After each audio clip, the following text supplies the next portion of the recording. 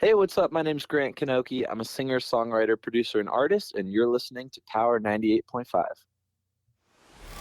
We don't play the social game. We are social. Power 98.5.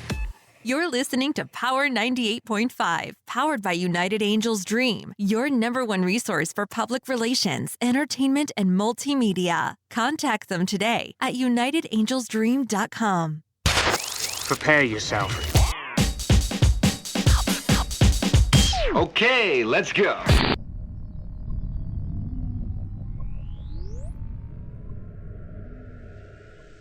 Hi, this is Dan Aykroyd. He's progressive. He's beautiful. He's thoughtful. He's intelligent. He's powerful. He's positive. He is Stephen Cuoco on Power 98.5 Satellite Radio.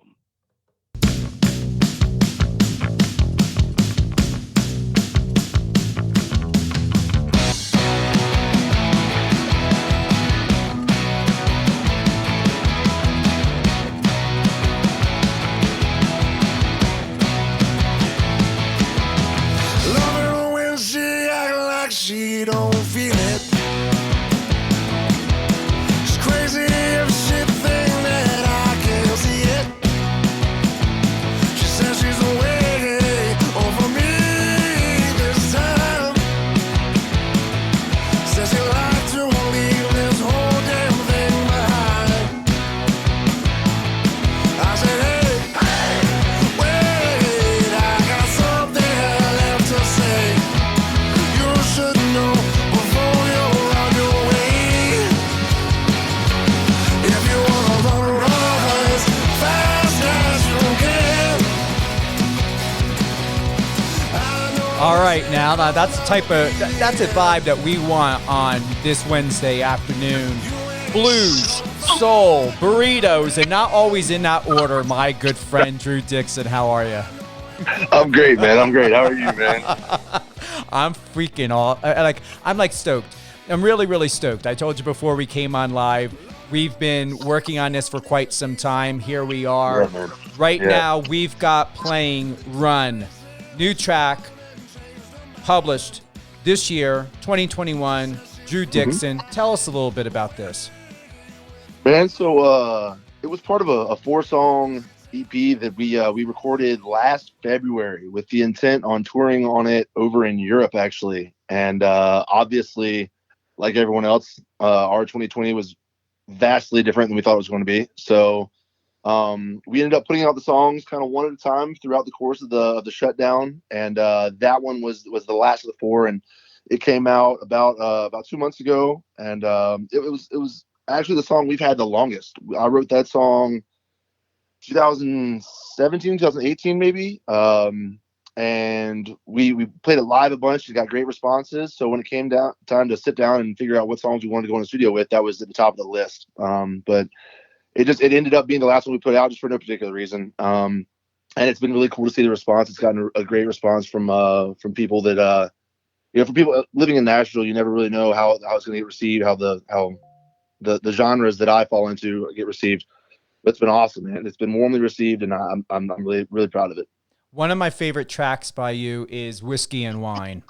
Oh, thanks, man. I really, really dig that track, honestly. I'm not a whiskey drinker, but there's something about listening to that song, No BS. Like, right now I'm out in Denver. So I guess being in this Colorado setting and you've got the alpaca and the horses, it's like I'm thinking, all right, maybe I can sit around a bonfire, maybe on a piece of wood and go ahead and have a bit of whiskey.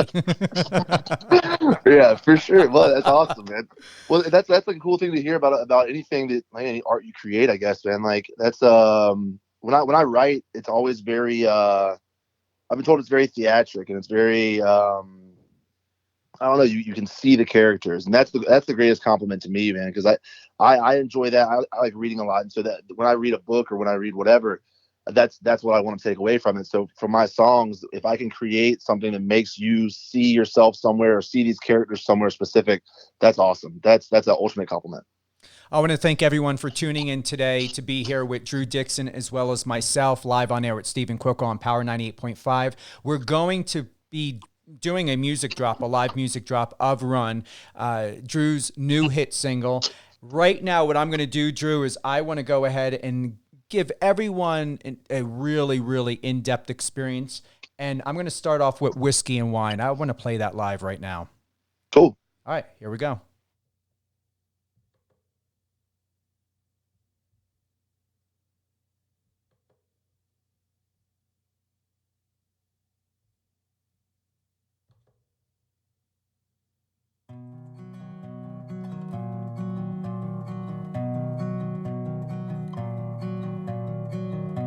Her hell was a heaven she couldn't find, and he was addicted to the pain of leaving her behind. She was his whiskey, he was her wine. He's playing piano, writing another breakup song. She's in bed with a stranger, just trying to stay strong. Both lonely nights full of whiskey and wine. And an empty glass shatters on the floor like a broken heart that can't hold on. Head in their hands and eyes shut closed. Well, it's hard sometimes to fall in love, I know. There's no rest in peace, drink to ease the soul. And like a melody that falls between the lines, and words that never rhyme. Well, you can't mix whiskey and wine.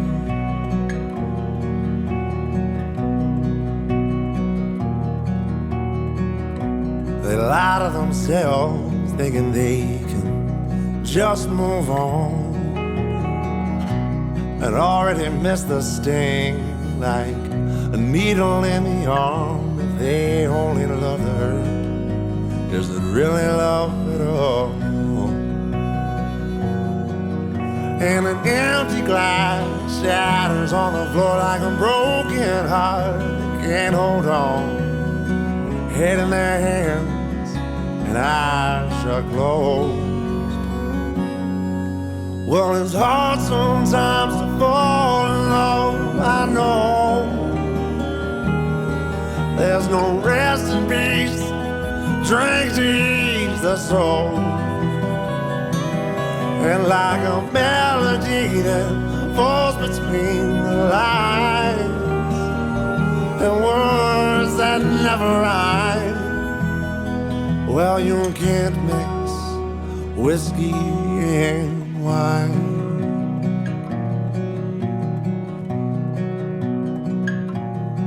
Yes, it's hard sometimes to fall in love, I know. There's no rest in peace, drink to ease the soul. And like a melody that falls between the lines, and words that never rhyme. Well, you can't mix the whiskey and the wine.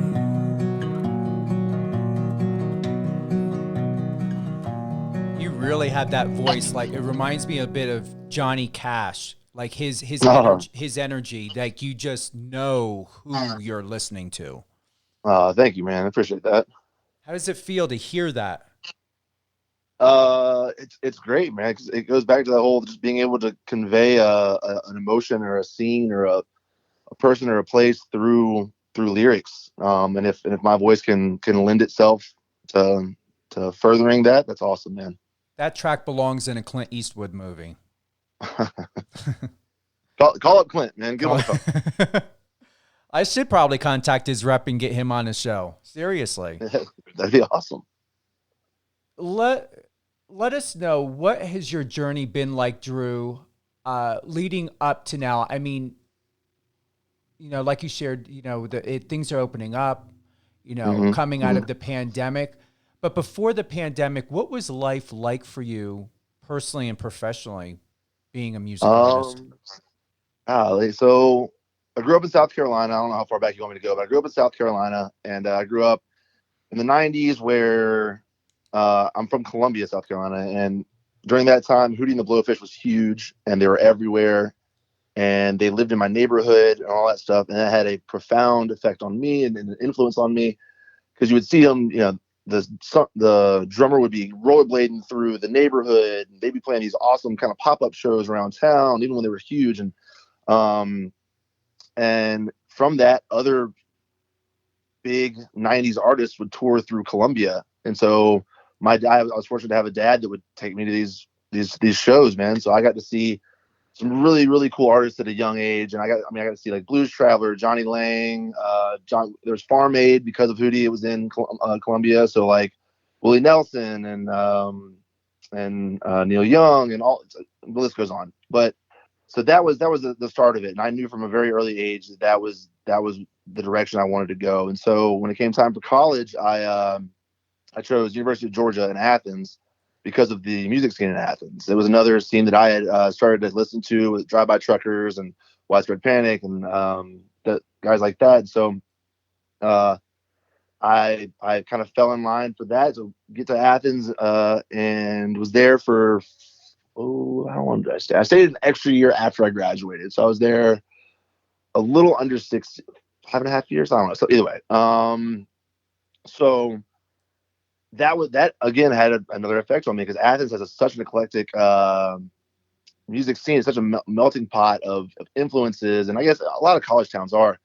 But my experience in Athens was so cool and so unique, and I wouldn't trade it for anything. And so then I moved to Nashville about 10 years ago, and again it kept, my style kept evolving. I still had I even back when I was in Athens, I had this kind of, I don't know, I was starting to craft like the blues rock kind of darker sound, but I didn't even know it yet. And once I got to Nashville and started playing writers rounds and co-writing and stuff like that, that started influencing me a lot as well. And so then, fast forward up to a few years ago before the shutdown, I had really started to hone in the full band sound, because I'd had guys that played in the band with me, but I never had a set unit where we knew the song so well.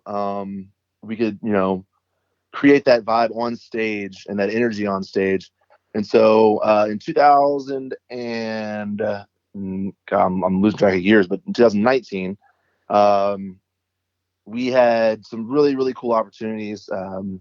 We had some cool opportunities in Nashville. We were able to play some pretty cool stages like CMA Fest and that sort of thing. But then in 2019, we started to really get some out of town stuff. We went over to Europe for the first time and played 5 different cities, and that was incredible. And came back, and literally a week after we got back, drove out to Albuquerque, New Mexico, and opened up for Leonard Skinner out there. And it was a whirlwind of, it was like 6 weeks of just chaos, and it was so much fun. And so that was kind of what was happening with me. And I was still, and also at the same time, I was still bartending whenever I was home in Nashville, still paying the bills with that. And so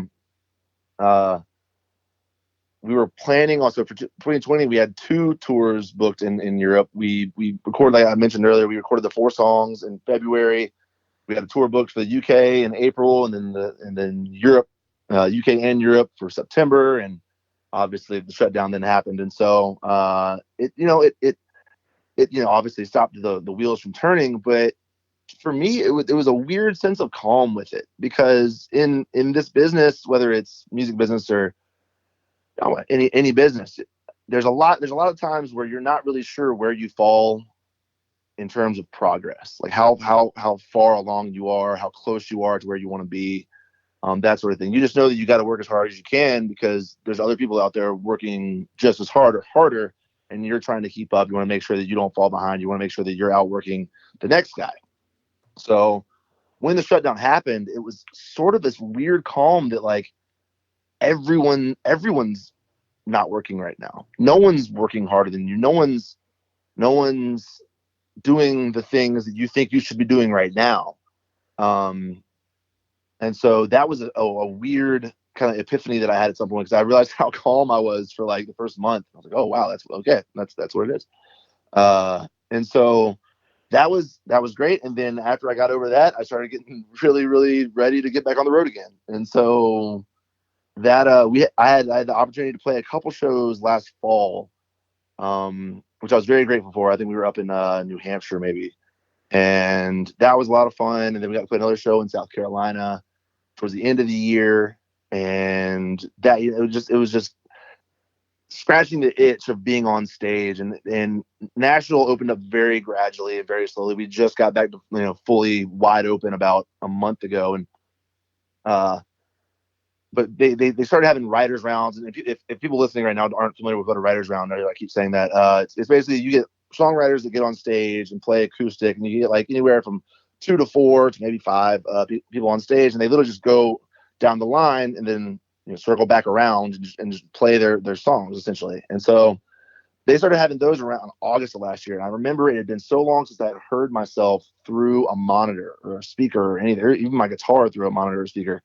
It just, the sound of that was such a rush, man. It was such a shot in the arm. And that was so cool. And so now, fast forward again to present day, stuff's opening back up. We've been very fortunate to, with the band, we have a residency here in Nashville at a place called Tin Roof in Midtown, and we play the last Monday of every month. And it started out as just a way to play shows, and Tin Roof was nice enough to believe in me and knew that I would make it worth their while.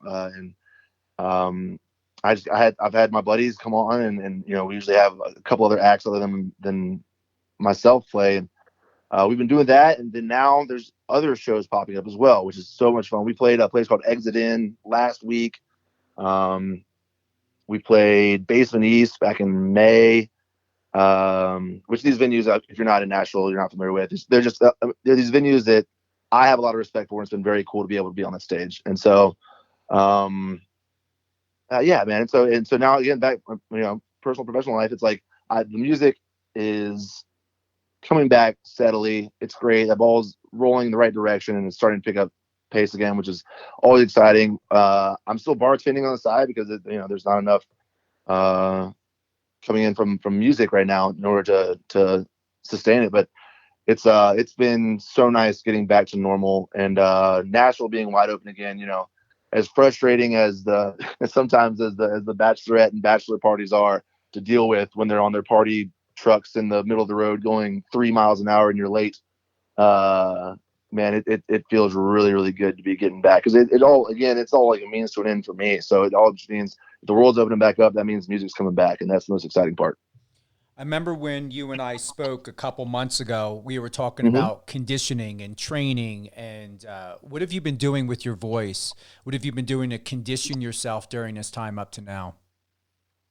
Mostly just rehearsals. We, during the shutdown, especially in the beginning, we weren't even able to get in the same room with each other. So just getting back with the band, and our rehearsal space is, it's a cinder block basement with a PA system from, I don't know, the 1800s or something like that. It's awful. So it's not the best quality, but that's what I cut my teeth doing. And so being able to hear myself, and obviously taking care of being cautious, like, having earplugs, stuff like that, but being able to play these songs. Luckily, we play the songs enough where I know pitch wise where to be. I'm not having to like reach too hard. I'm not trying to strain too hard.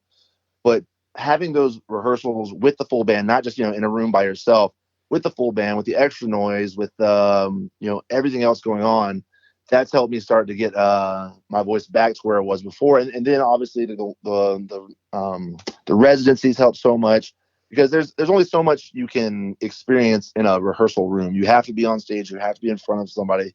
You have to have that energy flowing to know what it's going to be like. And so that came back pretty quickly, and I was very happy with that. And we haven't played anything extensive, all of our sets. I think the longest set we played was maybe an hour. So it's not like I'm up there doing the 4-hour sets that the guys down on Broadway are doing, which is I mean, so impressive. The dudes down there that do that, it blows my mind. I could not imagine doing it. It's I have the ultimate respect for that. Even the guys even playing it, that's such a long set to do.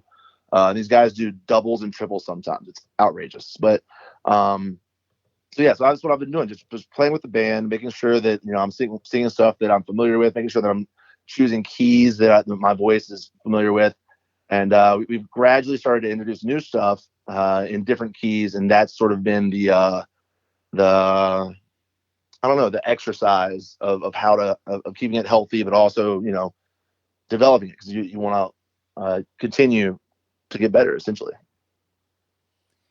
And with that, memory serves me correctly, I've got to say happy birthday to you. Thanks, man. Yeah, it was last week. Thank you. I appreciate that.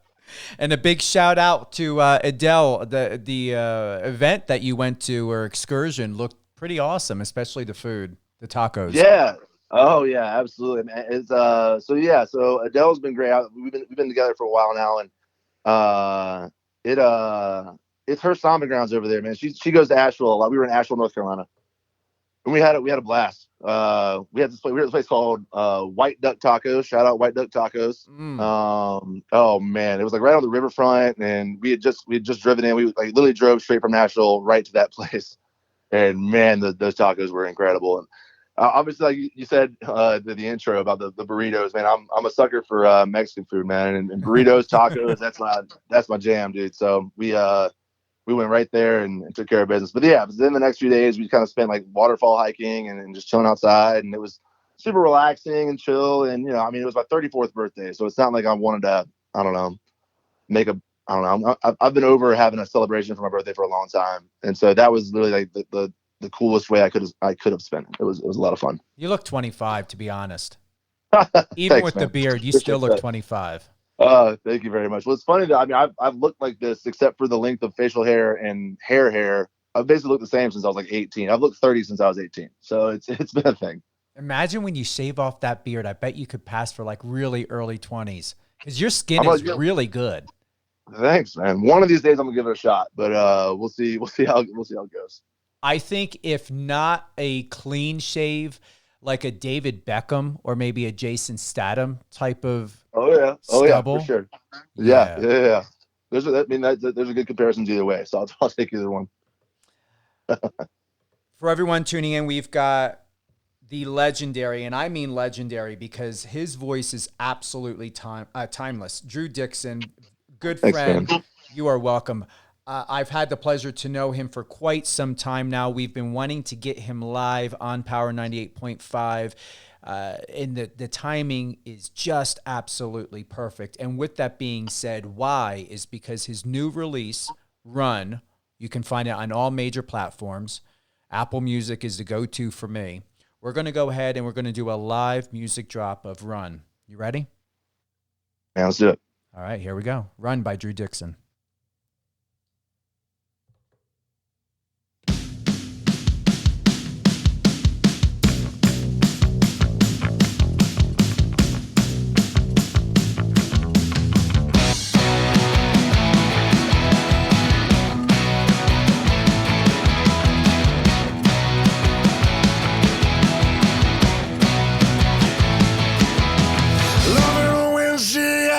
She don't feel it. She's crazy if she think that I can't see it. She says she's waiting over me this time. Says she'd like to leave this whole damn thing behind. I said, hey, wait, I got something left to say.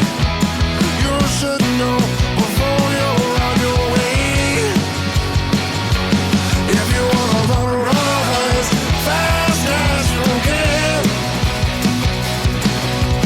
I know this ain't gonna be the end.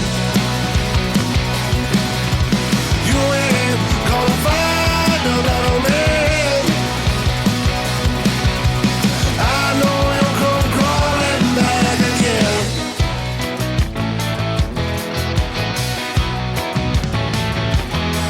Love her when she tells me she's all mine. And 2 drinks in and she gone and changed her mind. She says she'd fly away with me. Then she tells her friends that she's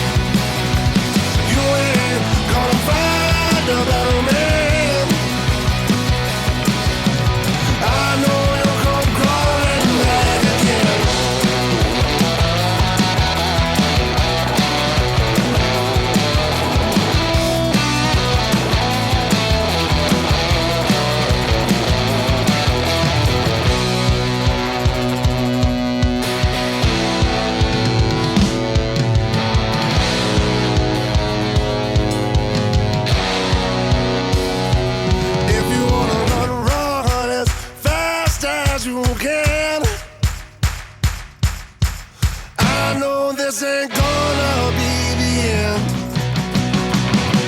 If you wanna run as fast as you can,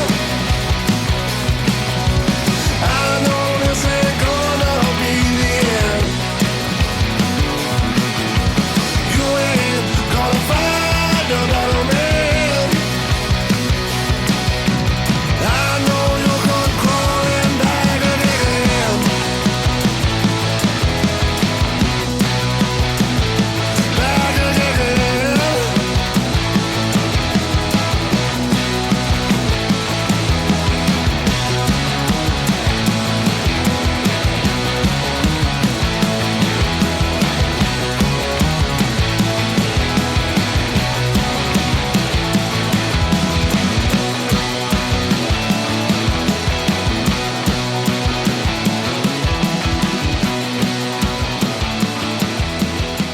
Fact, you know people are going to be up and they're going to be shaking their ass dancing to this song.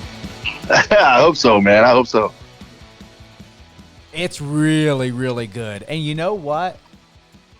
What I really believe of why you're absolutely blessed is because your voice on these tracks are the same as when you're performing live. And that's a little bit different. You don't find many musicians to where their voice is like not that different. Thank you. That's a big compliment to me, or for me. I've heard that before, and I take that with, wholeheartedly. I appreciate that because I try to do that. I try to put the same emotion into it either way, and so that's great that it comes across like that. What would be the best advice that you can offer upcoming music artists and those that are looking to break out into the industry, since you are what I consider seasoned? You're booking shows, you understand producing, you understand writing, you're a seasoned musician. And Right. now what's happening is you're growing and you're advancing, you're elevating. What Totally. can you share with those people who are in struggle, coming out of struggle, and to offer hope that don't give up on your craft, don't give up on your gift? Yeah, it's not going to be a great answer, but it's literally what you just said. Just don't give up, just like stick with it, keep going. And, cause that's, in this town, you see so many people that show up and then realize that what they're up against and then bail. And it's still cliche that if it was easy, everyone would do it. And there's so much that people don't realize that, there are people that move to this town and within the first few months or couple years, it just takes off for them, man. And it's the stars align, and that's awesome. But for the most part, that is not how it goes, man. And I'm sure the same is, for a lot of the entertainment industry. I'll reference that because I don't know much about any other business industry, but it's my thing. I've always loved the saying, the say yes until you have to say no. It's like the idea of whether it's writing or performing or whatever. It's like just always say yes. Like, what if you're here to pursue music? Why would you ever say no to an opportunity? Why would you ever say no to someone asking to co-write? Why would you ever say no to someone asking you to play a writer's round or a small show, even if it's at a venue that you've played a ton of times and there's never really a good crowd there, whatever? It's like, dude, like, you can always get better. You can always take something away from a performance. And I don't know, that's my main thing. And I had that kind of passed down to me from a college professor, and just the ability to take, no matter what you're listening to or what you're experiencing, as bad as it is, find something positive to take away from it. And that kind of has transferred itself into my experience with music, because there's a lot of times the highs are high and the lows are real low, man. So like, you got to be able to even it out yourself. I mean, there's so much I don't know, there's so much that can get you down, but you got to be able to pull yourself back up. And and I say that like it's easy. It's not. Like, there's people with very serious mental health stuff in this industry, and that's something to be taken very seriously. But I don't know, I try to find the silver linings and the positive in even the worst situations. And there's been plenty of them. There's been so many times where, you know, you show up to a gig or you show up to a write or you're about to show up to a gig, you're about to leave for a gig, and it just gets canceled for no reason, you know. And it's just like, it's out of your control, and it's something that you have to be able to just bounce back from. And that's part of this industry. So talking to other musicians or people that are just starting, it's like, man, just don't give up. Don't get discouraged. It's easy to, and you're going to. I mean, I do. I still there will be times, even in the near distant, you know, ultimate future, where it's impossible not to get down a little bit, but you have to be able to bounce back at some point. Otherwise, then this industry is not for you. That was actually perfectly said, and I love the ending of it. Seriously, most people have a fantasy, Drew, that this is going to be easy, and it's not. Because unless you've got a major record label under contract, hijacked in a really bullshit contract, dumping at least $250,000 minimum, if not more, into talent. Between Billboard and because everything is paid for. Everything. What else? What other choice do you have to do? Exactly, man. And it's one of those things that it's a reality that doesn't really set in until you get to a town like Nashville or LA or New York, where it's just in your face, where you're kind of forced to come face to face with it and learn the industry. Because there's only so many classes you can take. There's only so many books you can read. But once you're in the middle of it, when you're literally just, you know, when you've dived into what the harsh realities of it all are, that's when you learn whether it's for you or not. That's when you realize if you want to really make it the long game, or if you're just here to, you know, have a little fun and then, you know, go back to whatever it was you're doing at home, that kind of thing. You've got a live show coming up on June 28th. Yes. That's one of the residencies at Tin Roof that I was talking about earlier. We've been calling it Muddy Monday, and we've got it's myself and a band called Willie Pearl and Ross Livermore, who I've known since the Athens days. He actually came down and played a show with me, and I went up to New York City in 2009, 2010 maybe, and played a show with him. So we're doing a show, and it'll be full band, 45 minutes each, and free show, drink specials on, you know, all my favorites: tequila, Rumplemans, Jameson. Who would you like? It'll be a good time. Oh, it sure will. And I cannot wait. Whether it's a small show, a live concert, I'm going to be there. Definitely. Man, I hope so, man. So I've got a bunch of friends that have randomly all kind of from all areas moved to Denver. So I need to get out there soon, man. You should. I mean, honestly, it was one of the best and most unexpected, interesting moves that ever happened. Like, you know, I don't mind being open. Like, so my landlord sold his house. I take it you are aware of all this crazy real estate crap that's going on. I mean, people are buying. Oh yeah, for sure. Spending over $100,000 on a house they're never going to get back on. I don't understand this overspending, purchasing. Yeah, it's wild. It's the same thing's happening here in Nashville, man. It's a bummer to see. So my friend, like I rented from a family friend, was selling it, and I had two options. I was like, do I stay on the East Coast full time, or do I go ahead and take the leap of faith, take the opportunity, be bi-coastal again, and come out here? And I'm going to tell you, it was the best freaking decision I ever made. And that's cool. Colorado, like. No, I'm just like back to Vegas or you know, another city, not New York. I haven't liked New York since my early 20s, but yeah, right. You got to get your ass out. I've here. had some great times in Colorado, man. I did a tour out there with a jazz band actually back in 2014, and had so much. It was like 2 weeks, and we had a blast, man. And then I've been out there skiing a couple times. It's been about 7-8 years now, but. Even in the summertime, I say even in the summertime, in the wintertime, obviously it's picturesque, it's ridiculous, but like even in the summertime, people don't think about it, like it's still just gorgeous out there.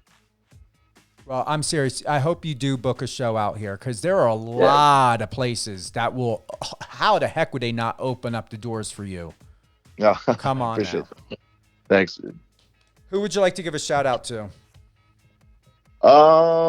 Man, shout out to my band. They've been rolling with me for, you know, my guitarist has been with me since 2007. And the other guys, have been with me for a few years now, and they've been so gracious. I've been very lucky to have them beside me here in Nashville, because a lot of the times that's the toughest part, is just finding guys that believe in what you're doing. So big shout out to them. Obviously, all my family and stuff like that. My grandmother turns 90 next month, so shout out to her. But yeah, man, that's about it, brother. So I know I am Drew Dixon Instagram is the go-to for me. Where would you like people to go and really connect with you, email you, find you, interact with you? I check Instagram the most. I rarely look at Facebook. I once in a while will look at my messages on there and realize I haven't responded to something like 6 months ago, so I feel bad. But Instagram is where I'm the most active for sure. The website's the same thing. It's IamDrewDixon.com. Same way it's spelled in Instagram, all that stuff. But if you want to do that, the information on email is all on there. I'm pretty sure my email is linked to my Instagram. I'm honestly not sure. I should probably know that. But even that's pretty easy. It's info@IamDrewDixon.com. It all kind of follows the same theme. That's the easiest way, man. Hold the line. We're going to close out. I want to thank everyone for tuning in on all platforms. The Power 98.5 satellite radio app, Alexa, and I hope she doesn't start talking, radio line, MyTuner, StreamInter.com, radio.com, now known as Odyssey, and wherever else you're tuning in live, including the website on the Power 98.5, power985.com website. Blues, soul, and burritos are not always in that order. My good friend, as well as one of the top legendary music artists out there, Clint Eastwood. Clint Eastwood, my guy. Get whiskey and wine on one of your films, or you even run. Yeah, whatever, man. Any of them. They're all great. Any of them, man. That's right. Thank you so much for having me, man. This has been awesome. You're welcome, Drew. So like I said, Drew, hold the line. We're closing out. We'll do. Drew Dixon. Check him out. I am Drew Dixon. His Instagram. You're going to love it. Have a great afternoon, everyone.